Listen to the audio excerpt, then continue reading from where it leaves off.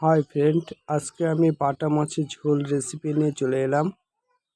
আজকে বাটা মাছ কী করে রান্না করতে হয় বা রান্না করি সেটা দেখাবো। মাছগুলো ভালো করে পরিষ্কার করে ধুয়ে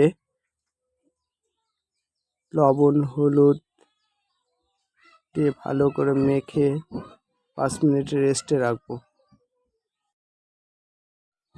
এবার আমি চলে আসবো মাছগুলো ভাজতে। তেলটা গরম হয়ে গেছে, মাছগুলো একটা একটা করে তেলের ভেতরে দেব।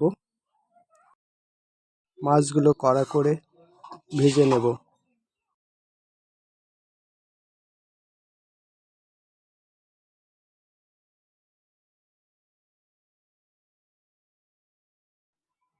মাছগুলো এক পিঠ প্রায় হয়ে গেছে, উল্টিয়ে দেব অপর পিঠ ভাজার জন্য।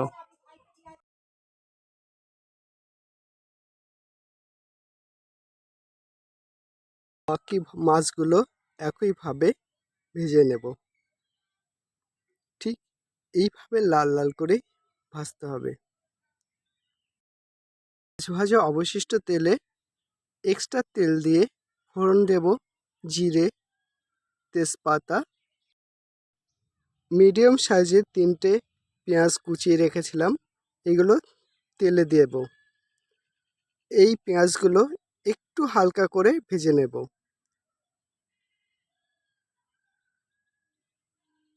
এরপর টমেটো লম্বা করে কেটে অ্যাড করব। স্বাদ মতো লবণ দেব।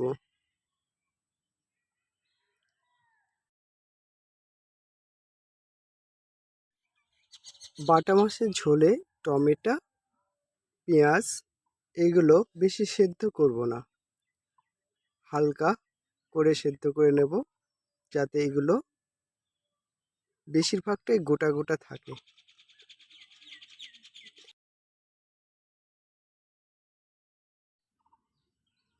দশটা কাঁচা লঙ্কা বেটে পেস্ট করে নিয়েছিলাম, এটা দিয়ে দিলাম। এগুলোকে ভালো করে ভেজে নেব, যাতে কাঁচা লঙ্কার গন্ধটা না থাকে।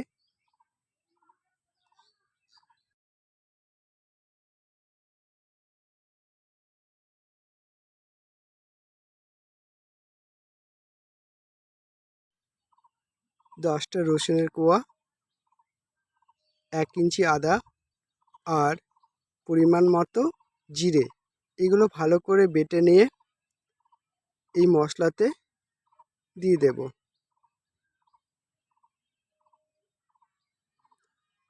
যতক্ষণ পর্যন্ত তেল না ছাড়ছে ততক্ষণ পর্যন্ত একটু কষিয়ে নেব।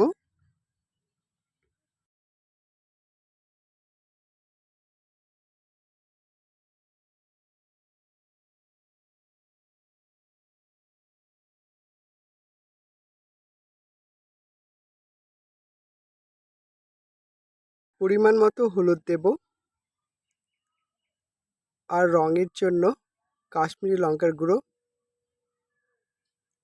এগুলোকে ভালো করে কষিয়ে নেব। এরপর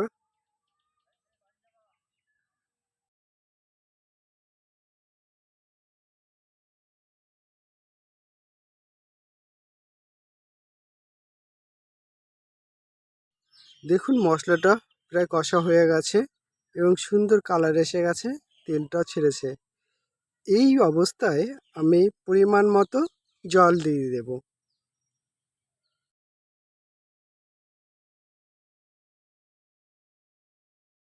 আমি কাঁচা জল ব্যবহার করেছি। মশলাটা জলে ভালো করে মিশিয়ে নেব। একটু ওয়েট করব, ঝোলটা যতক্ষণ না ফোটে ততক্ষণ মাছগুলো দেব না। ঝোলটা ফুটে গেলে একটা একটা করে মাছ দিয়ে দেব। সতর্ক থাকতে হবে, বাটা মাছ খুব নরম, ঝোলে দেওয়ার সময় যাতে ভেঙে না যায়। ঠিক আস্তে আস্তে করে এইভাবেই দেব।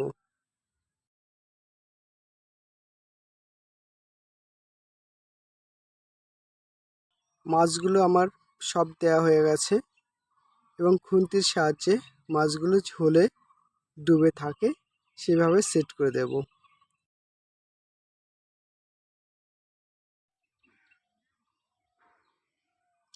এই সময় দুটো লঙ্কা চিড়ে ঝোলে দিয়ে দেব, সঙ্গে দেব কুচিয়ে রাখা ধনের পাতা।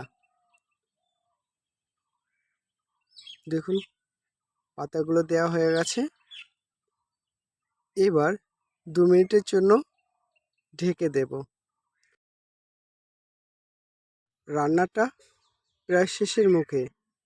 এই ভিডিওটা যদি আপনার ভালো লাগে একটা লাইক করুন, আর আপনি যদি নতুন হয়ে থাকেন সাবস্ক্রাইব করুন আমার চ্যানেলের সঙ্গে যুক্ত থাকার জন্য।